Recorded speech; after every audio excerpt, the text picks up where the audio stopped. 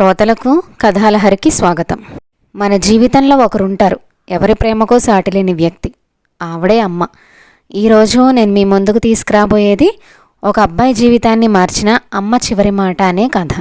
ఒక చిన్న పల్లెటూరులో రాజు అనే అబ్బాయి ఉండేవాడు. రాజుకి తన అమ్మ అంటే ఎంతో ప్రేమ. ప్రతి ఉదయం స్కూల్కి వెళ్లే ముందు, స్కూల్కి వెళ్ళొచ్చాక రాజు తన అమ్మతోనే చాలా సమయం గడిపేవాడు.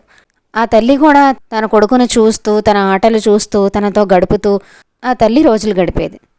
అలా కాలం మారింది. రాజు పెద్దవాడయ్యాడు. పట్టణానికి వెళ్ళి చదివి మంచి ఉద్యోగం సంపాదించాడు. తల్లి మాత్రం ఆ చిన్న పల్లెటూరులోనే ఉండిపోయింది. రాజు కొన్నిసార్లు ఫోన్లో మాట్లాడేవాడు, కానీ కొంతకాలానికి ఆ ఫోన్లు కూడా తగ్గిపోయాయి. ఓ రోజు ఉదయం రాజు ఆఫీస్కి వెళ్ళబోతుండగా ఒక ఫోన్ వచ్చింది. రాజు, మీ అమ్మకు ఒంట్లో బాగాలేదు అని పొరుగు వాళ్ళు చెప్పారు.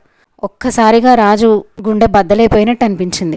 వెంటనే రైలెక్కి ఇంటికి చేరేసరికి అమ్మ మంచం మీద పడింది. ఆమె శ్వాస నెమ్మదిగా తీస్తోంది, కానీ కనులు మాత్రం తెరిచే ఉన్నాయి. రాజు కన్నీళ్లతో, అమ్మా నేనొచ్చాను అని అన్నాడు. బలహీనంగానే ఉంది, కానీ ఒక చిరునవ్వు నవ్వింది. రాజు, నువ్వు వచ్చేసావా? నీకెప్పటి నుంచో ఒక విషయం చెప్దామనుకున్నాను రా. ఒక విషయం గుర్తుంచుకో, డబ్బు కాదు, మంచి మనసే మనిషిని గొప్పవాణ్ణి చేస్తుంది. ఆ మాటలు చెప్పి ఆమె కన్ను మూసింది. రాజు మౌనంగా ఆమె చేతిని పట్టుకున్నాడు. కన్నీళ్ళు ఆగలేదు. తల్లి చెప్పిన చివరి మాటలు కేవలం మాటలలాగా అనిపించలేదు, తన జీవితానికి అర్థం చెప్పినట్టుగా అనిపించింది రాజుకి. అప్పటి నుంచి రాజు ప్రతి ఆదివారం తన ఊరికి వెళ్ళేవాడు. అక్కడ ఉండే పేద పిల్లలకు చదువుకోవడానికి సాయం చేసేవాడు. ఎన్నో సేవా కార్యక్రమాలు కూడా చేసేవాడు.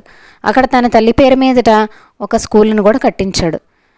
ప్రతిసారి ఏదైనా మంచి పని చేస్తే అతని మనసులో ఒకే స్వరం వినిపించేది, డబ్బు కాదు బాబు, మంచి మనసే మనిషిని గొప్పవాడిని చేస్తుంది అని. ఈరోజుకి ఈ కథతో ముగిద్దామండి. తిరిగి ఇంకొక కథతో కలుద్దాం.